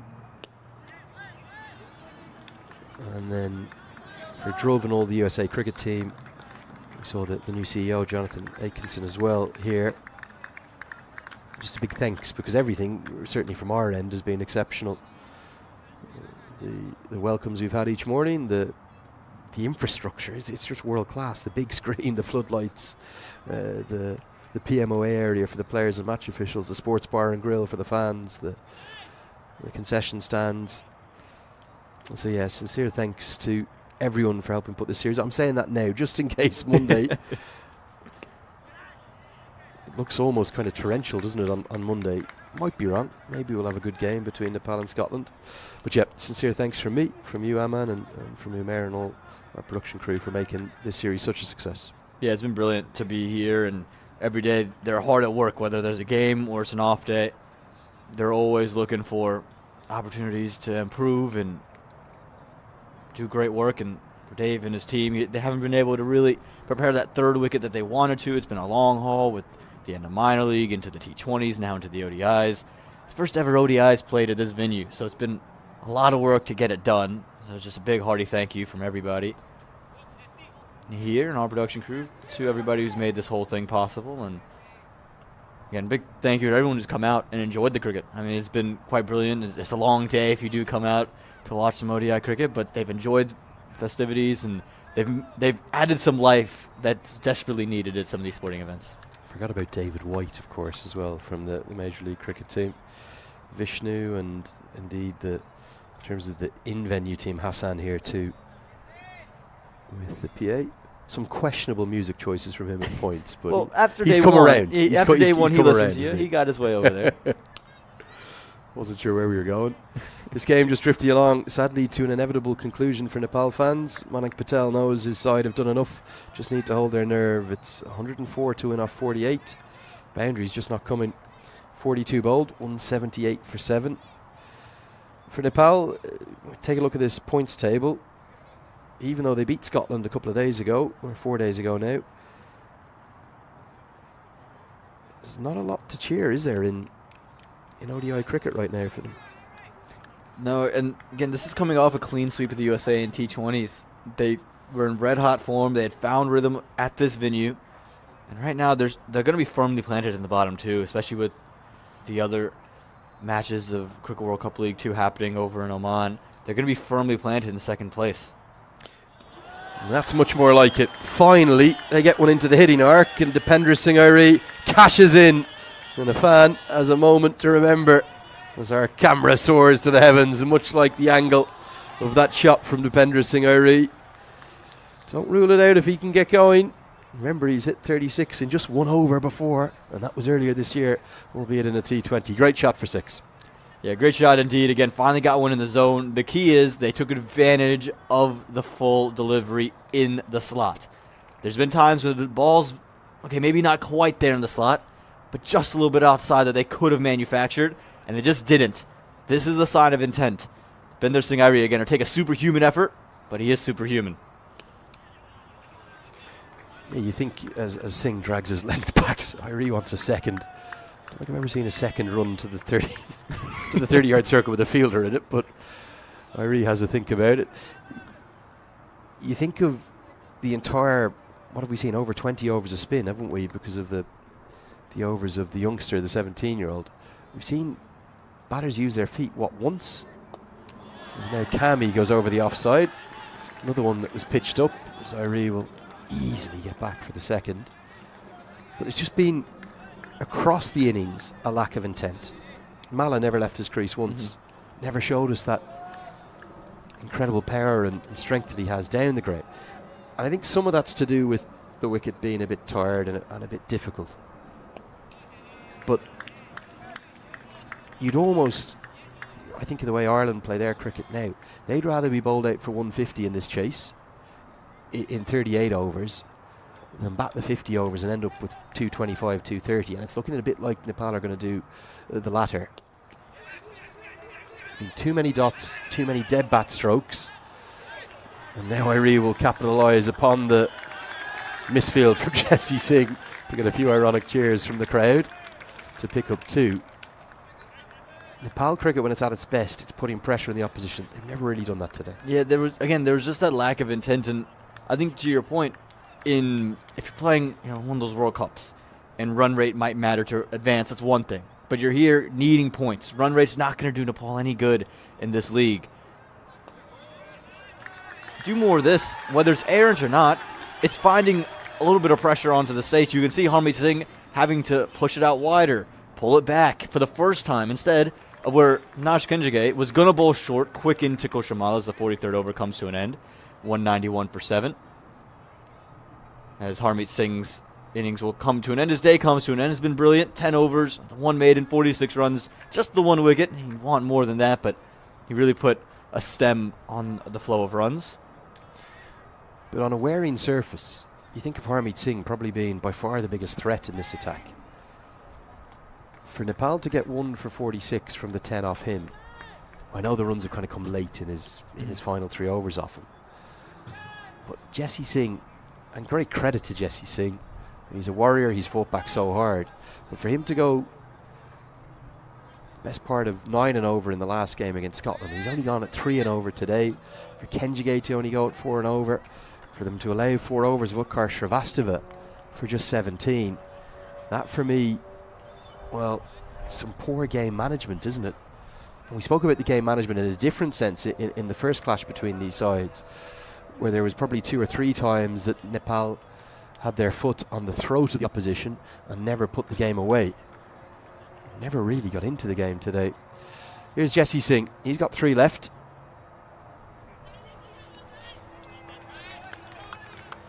Airi needs to find something rather ludicrous. A friend of mine just recently described him as a human highlight reel. Can he produce another highlight? And Nepal fans will need it. And to your point about lack of intent, lack of getting at it, Utkarsh Shrivastava wasn't dragging it back, wasn't overly short, was just kind of in a similar area. And Kushavartal never used his feet, or Kushamala rather, never used his feet to go at him. Again, I know he's spinning it away, but never used his feet to go at him. If he is able to find a couple boundaries, the task could be done by Dipender Singh Airi. Now it's almost an impossible task he's faced with. This is going to be close. Wait for the signal here from Jermaine Lindo. Must have been bat involved. If not, that would have been interesting. Maybe an inside edge for Irie will keep his wicket intact. Yeah, those sounded like two noises, but you have to give a lot of credit to Jesse Singh. This could have easily been a game where he could have gone all over the place, and he's been right here, consistently outside the off stump, angled in. That looked awfully close. I thought there was bat involved. Didn't look like there was anything on that replay. It was given as runs. Strange, because there wasn't a big appeal either. No. From our vantage point. Well, that looks very, very close. Irie a bit fortunate maybe. Might have been given a free run as well, because we didn't see that come off the bat. But he'll take it. Another single. Yeah, great credit to the character of Jesse Singh to be able to bounce back. I think some USA fans would have expected Janoy Drysdale to come in for him in the starting 11, but instead they stuck with Jesse Singh, and he's answered the call in a big way. Yeah, he has. Again, it's not only that the figures are the figures, but it's the consistency in which he's bowling. Right on the off stump, angled in, and then fighting through injury to do it as well, especially coming off that match he had against Scotland. Great piece of field. Great piece of fielding in the crowd. That'll be four. Well, he's loved that, hasn't he? Can he get them going? One bounce and straight into his hands. Super bit of work. Irie gets into the 20s. Could have been given out from the last ball he faced. You just never know. And this is where the lack of runs earlier in the innings comes to bite you. You have the bats in the back end to give you an explosive finish, even on a tired surface. You just have to give yourself a chance. And you look about, that's great work in the field, but you look at way Goshamala played, Bartel almost threw it away trying to sweep Harmeet Singh. Anosa could have carried on. Just those little moments, Nepal didn't win yet again. What I'd love to have seen there is Dipender Singh Irie charge at him. Jesse Singh's not quick enough to worry you too much in terms of, particularly with that sort of side niggle that he has. Charge at him, try and hit him over his head for 6. Just make a statement, say we're still in this chase. Okay, it's 14 runs per over we need, but just try to change it. Change the momentum.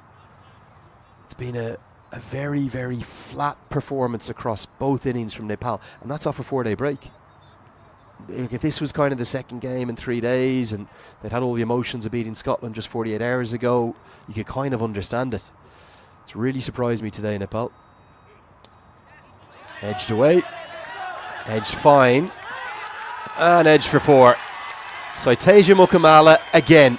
Now, we haven't seen him in the field today because he's barely touched a ball. But a really poor drop the other day. 4 or 5 fumbles and misfields that turned 1s into 2s. This time, it's turning 1 into 4. And it's only a bit of momentum. It's still not the 13 and over they need, but they get 11 off Singh's 8th.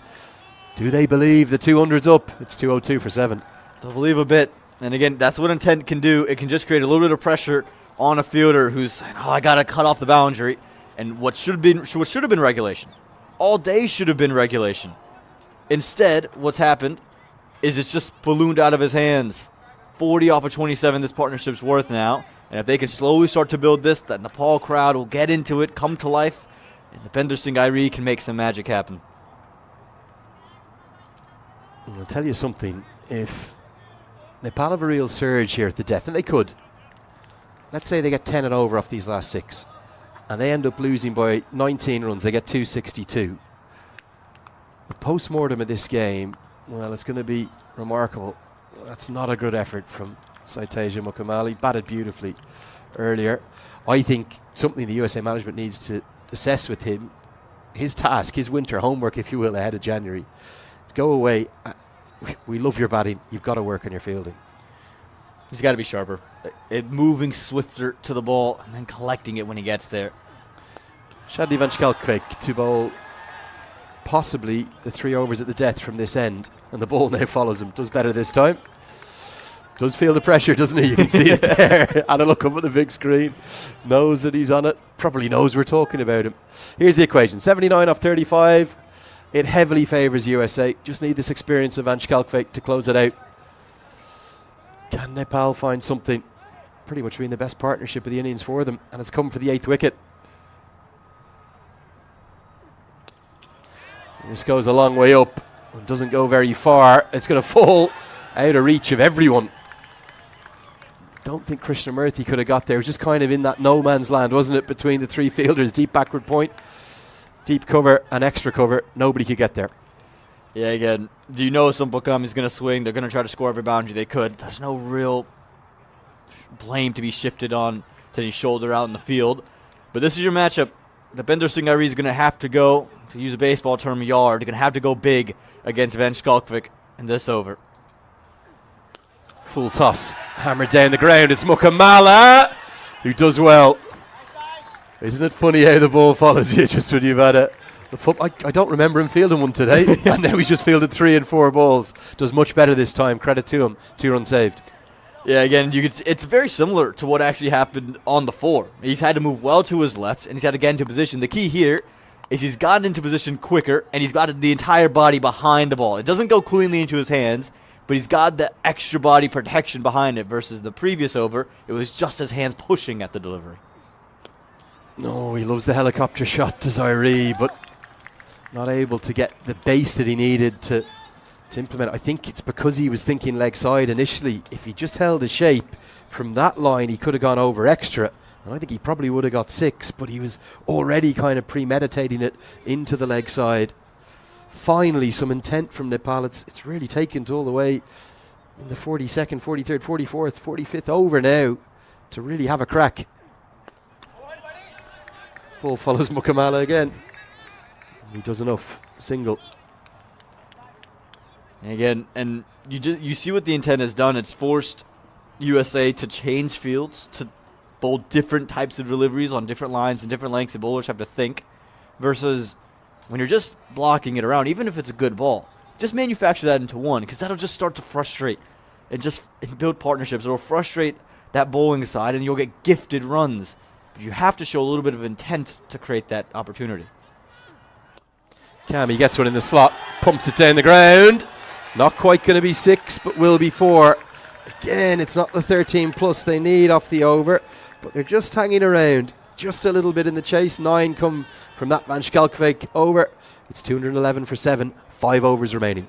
Take the game deep, they say. It's good awareness from Sumpakami, knowing Van Skalkvik's gone outside the off stump towards the wide line. He's come out in that direction, deep in the crease, and he's just used his hands through the line of the ball. Good work to pick up a boundary at the end. Jesse Singh will come back with the ball, and here's the look at the bowling card right now. They've used the 6 option today, and Jesse Singh's been good up until this point, but you can see Van Skalkvik's been expensive. He's the bowler they've taken on. Sarabnat Devalkar's gone for some runs later in his spell, and Jesse Singh, now can they target him? There's still some overs to go of Nash Kunjige if they wanted to use it, but you reckon it is going to be some combination of Van Skalkvik, of Singh, and of Devalkar to close out the final 5. Well, time to have a shot at the dark. Why not? You've got nothing to lose here, Nepal. As you said, net run rate's not going to be a factor, certainly not this early in the comp. They've got to take down Jesse Singh here. Find a way to turn this not into a big over, but a daddy over. And they're going to get runs. Oh, lovely bonus runs. Watch Irie. He's going to go for 3 here. And the direct hit is going to cost 2. There's no real need to throw that, was it? I'm not sure who the fielder is.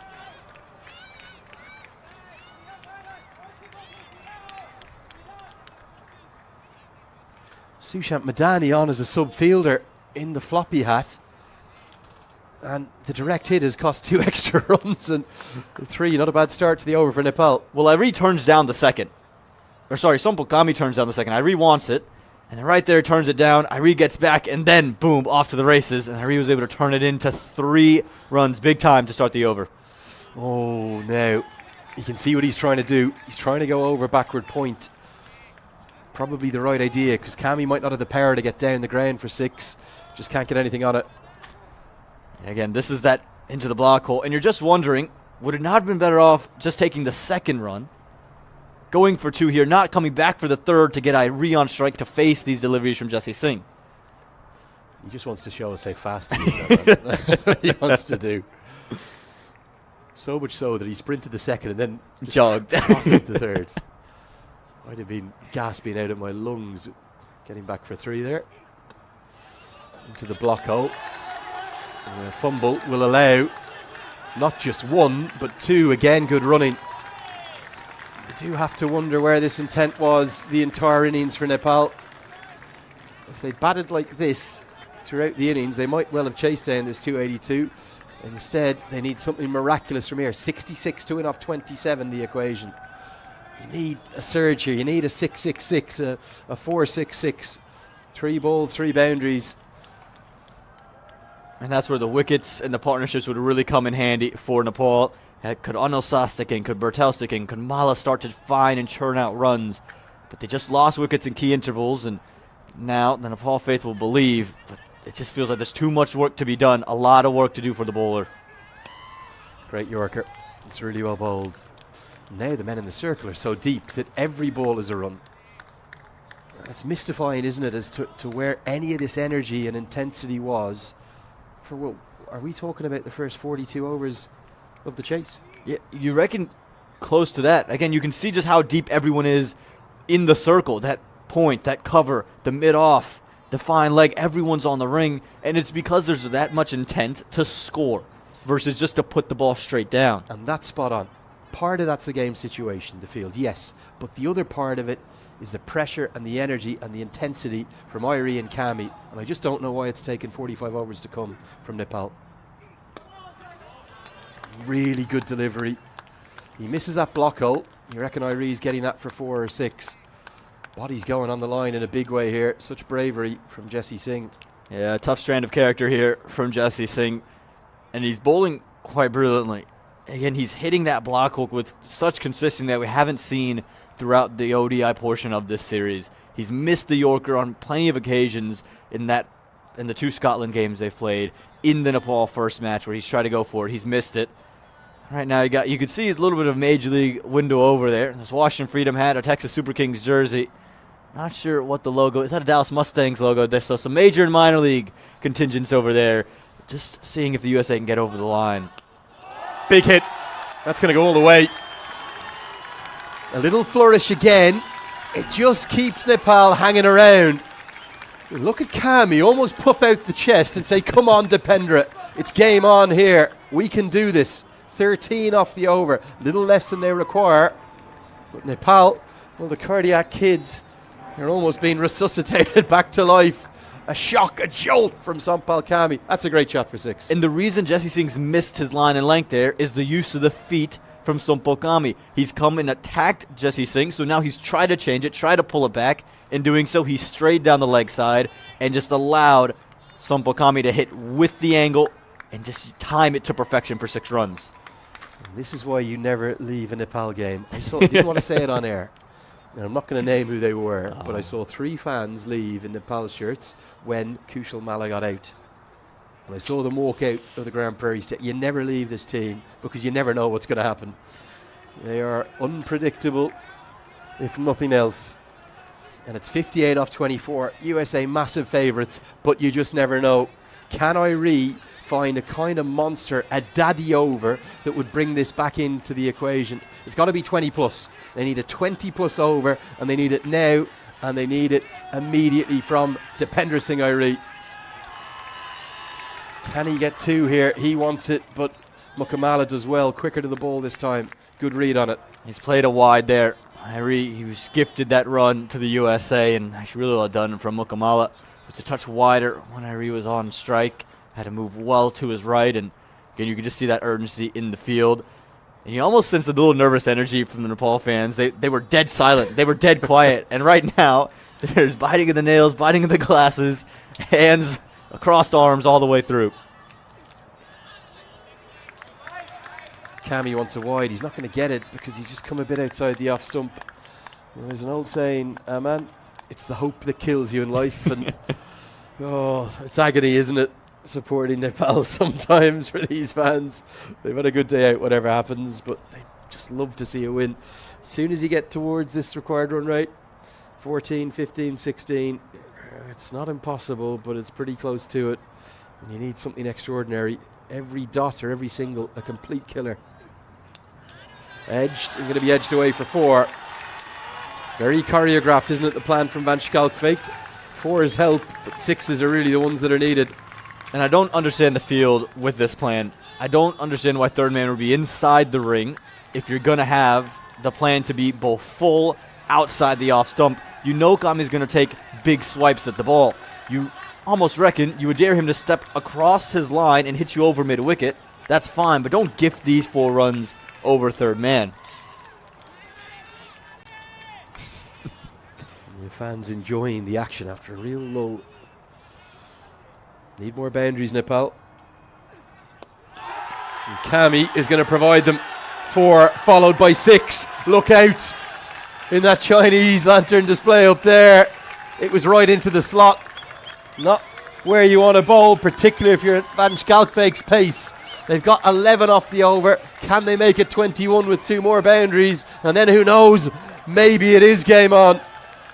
A nice little counter punch here from Sampal Kami.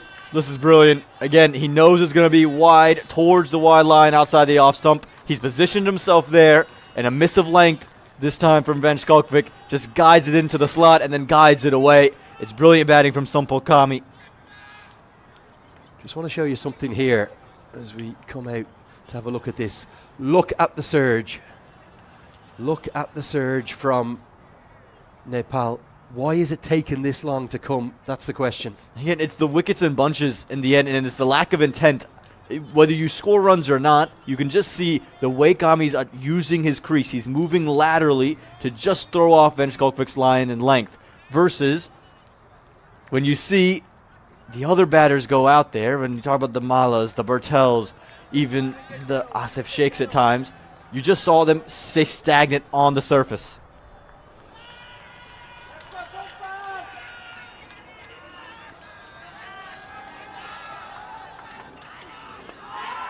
Yeah, this was into the slot, but it's gone miles into the sky. It should be taken. It's Saiteja Mukamala, and he holds on.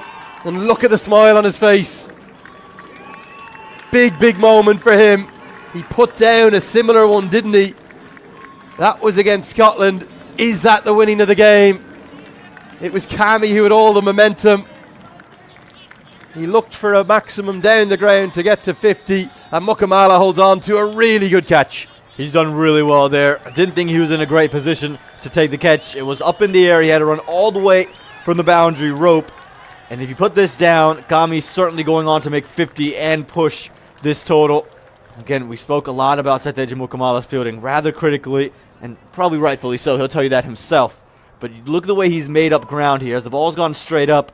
But the way he's taken that with his hands, it was rather brilliantly done here. He's not in the greatest position, but he got it stable enough with the base, watched it all the way in, and he took it sliding down. Monik Patel, wry smile for him as the young man takes the catch of Sampal Kami. Yeah, superb. Absolutely brilliant from Saiteja Mukamala. A long way away from our position. He deceived me a little bit, the way in which he rolled over and then threw it in. You wondered had it gone down, but the brilliance of that catch wasn't just getting to it and holding on, but also rolling over to protect the ball. Sandeep Lamachani to the crease at number 10. He slices one away to get off the mark immediately, and they should have got the second to get Irie back on strike, but instead he'll be stranded at the non-striker's end. It's a wicket taking over critically for USA, and the last bits of hope for Nepal. Are they all but extinguished? 46 to win off 18, the equation now. Let's get a look at the batting card. You can see here it's only Karen KC, the injured Karen KC, to come. He won't really be able to run, will he? And look at the number of batters they've got in and then got out, Aman. And you look at everything above Sampal Kami. I really look at Kushamala, for me, as he had to show a little bit more intent. For Bertel, I thought he played a bad shot against Harmeet Singh. There's no need to try to sweep him. You can stick in and just find your way through. I thought Anasah could have easily carried his innings on. It was really a soft dismissal, wasn't it? Right after he gets 50. There's little moments in the game that Nepal once again didn't win. Karen Casey does have the pads on, and we know what kind of a character he is. Even if that's a sprained ankle that he's got, he's going to go out there and bat. He just won't be able to run much. The way he bats, he doesn't need to run much because he just pumps it straight down the ground. Lamachani very capable of hitting a big ball or two. He'll look through mid-on and through cow corner. Exactly where he goes. Irie could have got back for 2 possibly, but I think he wants to strike, so he's happy with just the single. Well, Depender Singh Irie, now's your time. It's 45 to win of 17. We know you've got the levers, you've got the gears. Can you show it? You're going to need, what, 3 or 4 maximums probably in this over. Yeah, you're going to have to get a big one. And if Nether Valkyr's come in, it's the right time for him to come in the bowl in the 48th over. He's scheduled to bowl at 48 and 50. And if he takes the wicket here, the game's over. Irie needs runs and needs them quickly. Great bowling. Right into the block hole. Best result there is a single for Nepal. Super skills from Netravalkar. He's going to be trusted to bowl 48 and 50. Van Schalkwyk will bowl 49. You'd have to say USA dominated this contest pretty much from start to finish. Just have to apply the very final finishing touches. Just hold their nerve. And they've controlled the game all the way through. They've been very consistent with the ball in hand. That's been the big thing. They didn't let anything loose go to Nepal. Nepal can still walk away with an early win. It should be taken. Harmeet Singh nestles underneath it and holds on. As Netravalkar will see the back of Sandeep Lamachane. One of the heroics that he showed up in Canada where he made a career best 49. And it'll bring the last man standing quite literally for Nepal to the crease as Karen KC will come out. Always had to go for it. There's no other choice. He needed to find a way to either get Depender Singh Irie back on strike or find the rope, and you just felt he was always going to go. Harmeet Singh's done well, looking straight up into the sky with these clouds. Makes it look easy. And now, I reckon there's no more singles in the over. It's either Karan KC, which is going to be a brave effort from him. Again, was in the field for 2 overs after he got hurt. Had to come straight off, get more treatment. He's going to go big. He's going to have to swing. You have to credit the character of this man. Yeah, great effort. I think he'll be able to kind of trundle the single, but he's not going to be able to. He won't be getting any 2s. If you're wondering what we're talking about, he rolled his ankle as early as the 3rd over of the game. Actually appealing for an LBW, wasn't he? And one that looked very close, given not out. And he is putting his country first, as he always does. It's a big ball down the ground. I don't think that should be impacted too much.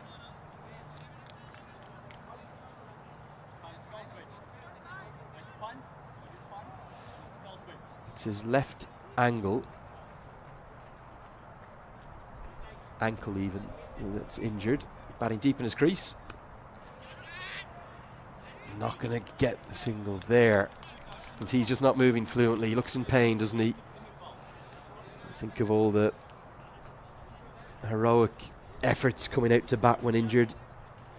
Irie just coming down and saying, okay, if you can get one anywhere here, or is he saying have 2 free swings now? I think he's just have two free swings. I don't reckon that he's going to get a single away and then Irie's going to get a single away is going to do any good. You're looking for a boundary in the over if you have any chance going into the last 2.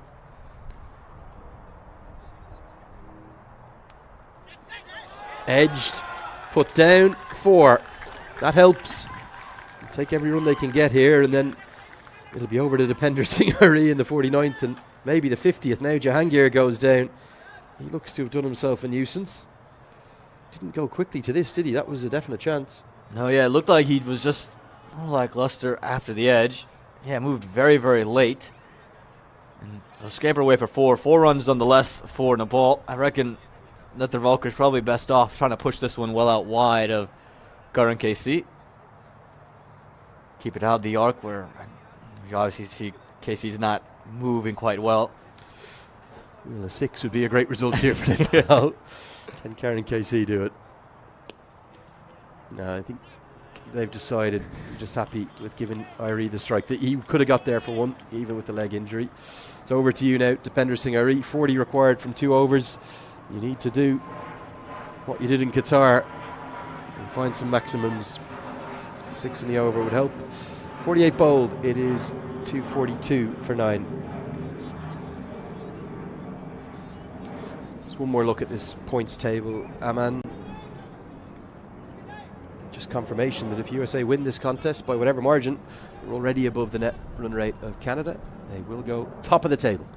Yeah, and it'll be a big way for them to close out the year. It's probably been the best year in USA cricket in just terms of the results on the field. They've been very good in the T20 game. The ODI games carry that momentum through. And they want to be atop the table headed into 2025. And these wins at the back end, especially after the way this tour started, would do themselves good headed into with just a little bit of momentum into January. Here we go. Irene needs 40 off 12. That, again, might have been a wide if he didn't get anything on it. He's had a couple like that. Nosh Kenjige with a little bandage on the chin does the fielding. Make that 40 off 11. North American fans will be delighted. I don't think many would have thought. I know Netherlands could go past both of them with a good tour in Oman, and they may well, but I don't think many would have thought Canada and USA joint top of the table after nearly a third of the games of the tournament. Yeah, it's a brilliant time to be a North American cricket fan. No doubt about it. Canada got off to a very strong start in the league, and they're taking their advantages. Oh, great skills from from Van Schalkwijk to Irie, because he just nailed that guideline twice, isn't he? And it's kind of out of the hitting arc. Irie's real strength, because he's a diminutive stature, is in and around his body. Those fast wrists, those fast hands, he's hiding it away from him so cleverly. And what I reckon Irie's got to do here is take a page out of the Sumpukami playbook. Shuffle outside the off stump, get deep in the crease, and create your own length and create your own hitting arc. Over the offside. Irie sets off to run the single, then he remembers Karen Casey can't run, so it's ... This game is right on the brink now of being closed out. 40 to win off just 9. USA, you cannot help but argue they've deserved this victory. Yeah, they've been ahead of the game the whole way through. Again, we'll talk a lot about Nepal's inconsistencies with the ball, but USA were good enough to take advantage. They dug in through the hard parts and then just took advantage when it was wide, put it away for 4, short, 4 runs. If it was down the leg side, they found the rope pretty consistently. Does get one more where he'd want it, but doesn't get the timing. The problem is they just can't run ones or twos. KC's stranded at the non-strikers and barely able to stand, let alone run or walk. God, he's moving really gingerly, isn't he? You'd suspect, with everything we've seen, that's probably a sprained ankle. Yeah, you reckon it's something of the sort. It doesn't look like in 48 hours he's going to be able to go on Monday. It's the helicopter out. Again, can't beat the outfield, so you suspect he'll run a single here, but it's not going to matter. Some chance of USA ring out around the ground. Ahmad, I'm going to let you get down for the post-match presentation after this over, but just wanted to thank you for all your thoughts. Really good USA win this. Yeah, it was. Again, clinical. After what this tour has been, they needed something of this performance to show their dominance, and I thought with the ball, they were just consistent, and they built everything to plan. It's Aman Patel. As Dipendra Singh Irie is not even going to run the single. I'm not sure whether KC is capable of it. And it's a rather disappointed, dejected figure that both of the batters cut as we get to the end of the 49th, 2:42 for 9. USA will be delighted. They've got the wood over Nepal in this format, particularly after the 3 defeats.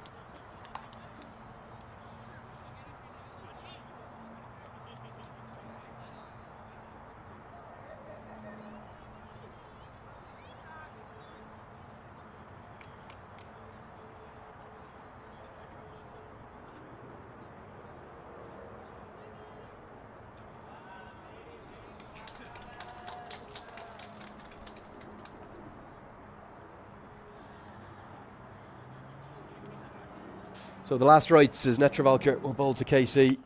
KC will hammer it away. We're not even going to run the single now because I just don't think they want to do any damage to Karen KC's ankle. So for Nepal, it is a second consecutive defeat to USA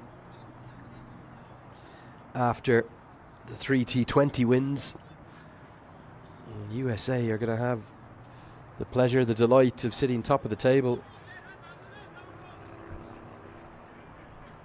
as they head to their about 2-month break they'll have before heading out to Oman for the next triangular series. This time KC's happy to run the single because he can really sort of just walk it as much as anything, as does Dipendra Singh Irie. There's Nosh Kenjige. with the little plaster on his chin from that blow that he took when he dropped the catch, Kushal Malla. Been a funny old game, this one today. Really has. Hard to